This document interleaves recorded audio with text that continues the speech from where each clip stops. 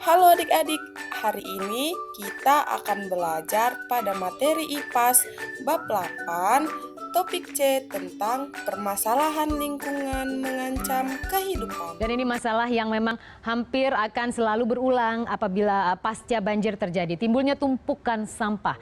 Pantai Purus Padang menjadi lautan sampah akibat banjir yang melanda Padang, Sumatera Barat, Senin lalu. Sampah menumpuk menjadi gunungan dan mengeluarkan aroma busuk.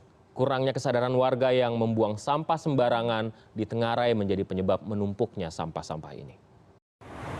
Pantai Purus Padang berubah menjadi lautan sampah pasca banjir yang melanda kota Padang pada Senin lalu. Gunungan sampah juga mengeluarkan bau busuk. Namun bagi para pemulung, tumpukan sampah di pantai menjadi berkah tersendiri.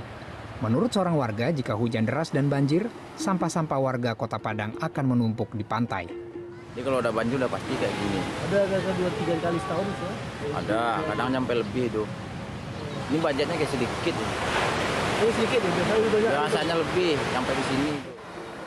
Banyaknya sampah di pantai ini akibat kurangnya kesadaran warga terhadap kebersihan. Sampah sering dibuang ke sungai sehingga ketika banjir, sampah-sampah bermuara ke laut. Jadi adik-adik, setelah kita melihat bencana banjir di daerah Sumatera Barat yang disebabkan oleh sampah yang dibuang di sungai secara sembarangan, lalu mengapa terjadi permasalahan lingkungan di bumi? Dan bagaimana dampak permasalahan lingkungan terhadap kondisi sosial, masyarakat, dan ekonomi? Kita sebagai manusia yang hidup di bumi selalu bergantung dengan sumber daya alam yang ada di bumi.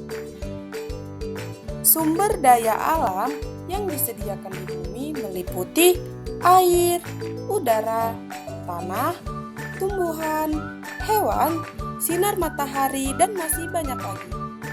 Lalu, bagaimana jika sumber daya alam yang sudah disediakan oleh bumi menjadi rusak?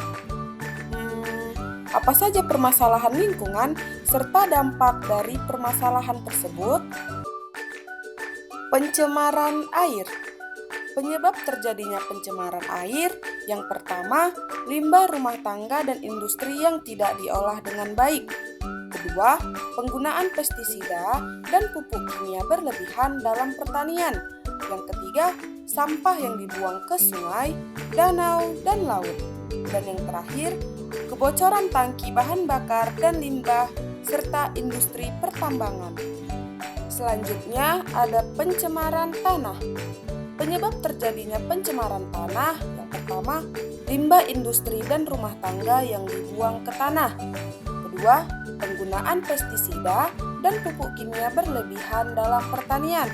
Yang ketiga, sampah plastik dan bahan lain yang tidak mudah terurai.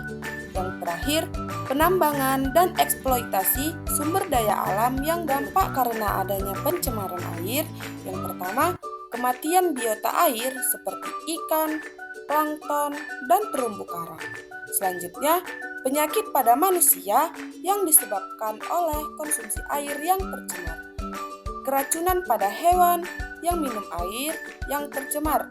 Selanjutnya, pencemaran air tanah. Dikarenakan ada penyebab dari pencemaran tanah, maka dampak yang ada pencemaran tanah yang pertama, keracunan pada tanaman dan hewan yang hidup di tanah yang tercemar, pencemaran air tanah, dan penurunan kualitas tanah dan penurunan hasil panen. Pencemaran udara. Penyebab terjadinya pencemaran udara dikarenakan adanya asap kendaraan bermotor, asap pabrik kendaraan dan industri, kebakaran hutan, penggunaan bahan bakar fosil seperti batu bara, minyak bumi, dan gas alam. Pencemaran udara.